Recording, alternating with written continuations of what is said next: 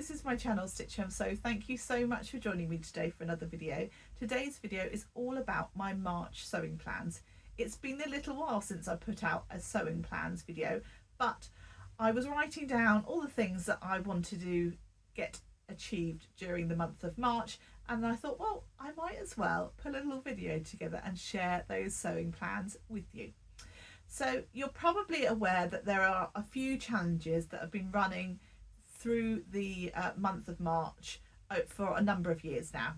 One of those is Sew Frugal, which is hosted by the wonderful Sam from Frugalissima and the lovely Ruan from the Yorkshire Sew Girl.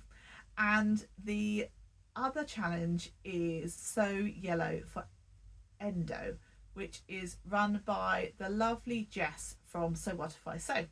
So those are two challenges that I really like to take part in, and if you head over to their sort of Instagram and things like that, you'll find out a little bit more. I am part of the vlogger tour this year for Sew Frugal, and I think my video comes out, and I'm just going to look at my book. I think my video comes out on the 22nd of March, so do have a look out for that video when it comes. I'm not quite sure what my take on it will be this year, but I'm looking forward to seeing all those other videos that come out, so do check out that sort of playlist as it kind of appears for Sew Frugal. So one of my makes will be for Sew Frugal, and one of my makes in March will be for Sew Yellow for Endo.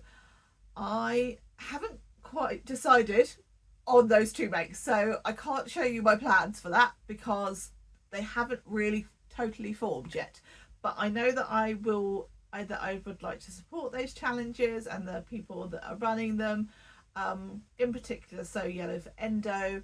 Endometriosis is a condition that affects 1 in 10 women, and it takes many years for people often to get diagnosed, and they live with a condition and the resulting pain and other symptoms that they experience for years and years and years. It runs in my, I've got a number of family members that suffer with endometriosis and that live with endometriosis, and so it's something that's kind of quite, I feel quite passionate about, so I definitely want to support that one. So let's talk about some of my other plans. I would like to make a dress this month in March to wear to the Stitch Festival. Now I know I don't need to make a new dress, I've got dresses I could wear, but of course at an event it would be nice to make a new dress.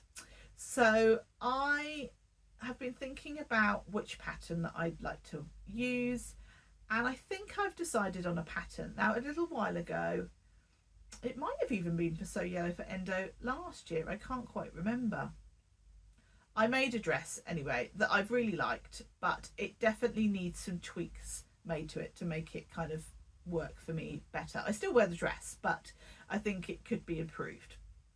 So the dress that I made was the Sew Liberated Hinterland dress, and if I can find a picture, I'll pop in a picture of the make. Now, I really liked the dress. I think it's got waist ties, but I think I would I took those off, and then I kind of just made one long belt, so I think I would do that again.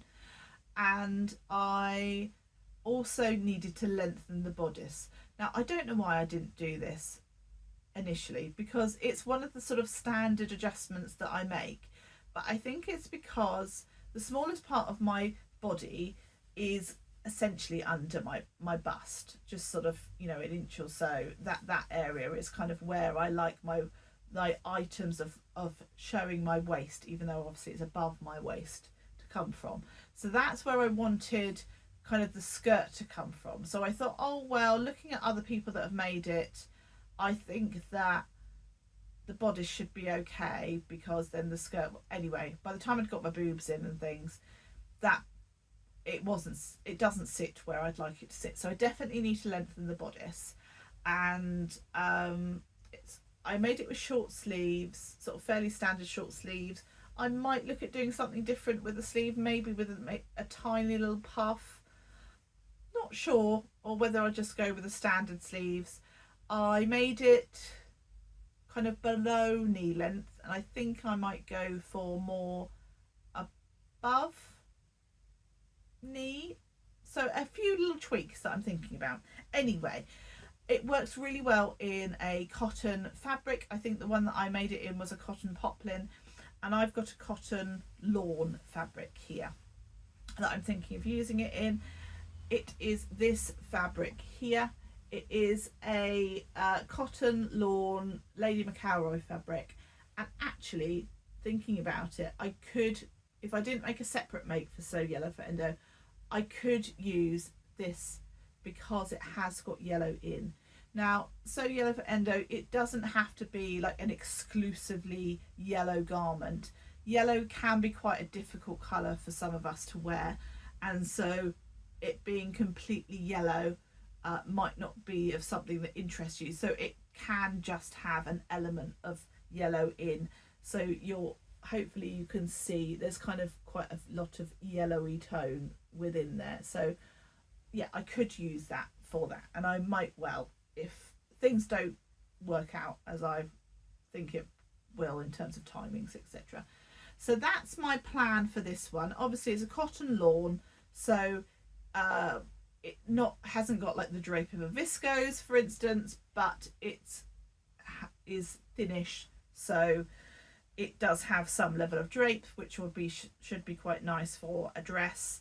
So I think that's the one that I'm going to go for.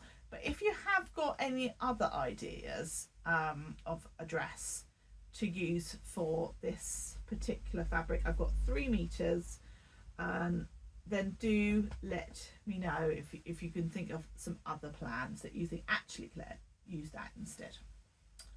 So that's that plan. I've got another plan that I need to get sewn up right at the beginning of March. It's for World Book Day. My son wants to go as the character Dogman. Sorry, just reaching across for the book. So he wants to go as this character. There's a film out currently, but it, you know, all started with the book, and he wants to go as this character. So I'm going to make him a blue t-shirt.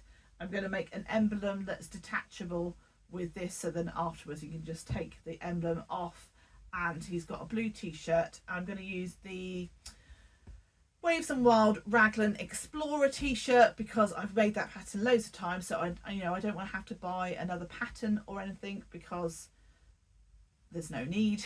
It's just a t-shirt, and so that should come together pretty easy after I've got that cut out. Cutting out's my least favourite stage.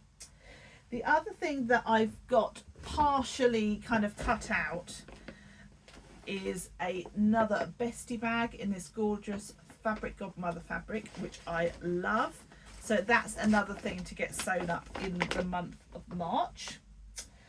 I would also, sorry, I'm looking down here because I've written a list. I've also got a make to I Am a Pattern Insider for the wonderful Sew Over It, and they will be releasing a pattern towards the end of March, I believe, and so they kind of release it ahead of time for their pattern testers. Not pattern testers, pattern insiders. The testing bit has already been done. The pattern insiders, so that we can sew up different examples, because obviously when they make their ones that they for their products, etc., so that they can do their product shoot, they're only going to make a handful, for instance, and seeing it on the garments on different people and different little tiny hacks that people have made is really useful. I don't know about you, but sometimes when a pattern comes out, it's you look at it and you're like, oh well, yeah, it's quite nice, but I'm not really quite sure until I've seen other examples. So having pattern testers, keep the same pattern testers, pattern insiders, make them is really useful. So yeah, I've got that make to do as well. I also would like to make a present for my mum for Mother's Day, which is right at the end of the month, which is amazing. Mother's Day often falls on my mum's birthday because my mum and dad have birthdays in March, and it often falls that Mother's Day is very, very close, if not on the same day as my mum's birthday. And so yeah, it's an expensive month. So it's quite nice this month that it's a little bit more spread out. So I'm thinking of trying out a new pattern that's been released very recently. It's another bag pattern, and it's the so much space tote bag, which is being designed by the lovely Sam from So Let's Sparkle with Sam. And so I'm hoping to get that sewn up too. And there's another item, and it's completely gone from my head, and I've stupidly not written it down, so I can't tell you what that is. Anyway, there's quite a lot of items to get sewn up through the month of March, and so I will try and do a roundup either in one of my sort of Friday or Sunday sews videos, or maybe I'll do an additional video at the end of the month showing you everything that I got made up in the month of March. Anyway, I hope you've enjoyed today's video. If you have, please do give me a like. If you haven't subscribed, please consider doing so. But until next time, take care, happy sewing, bye bye.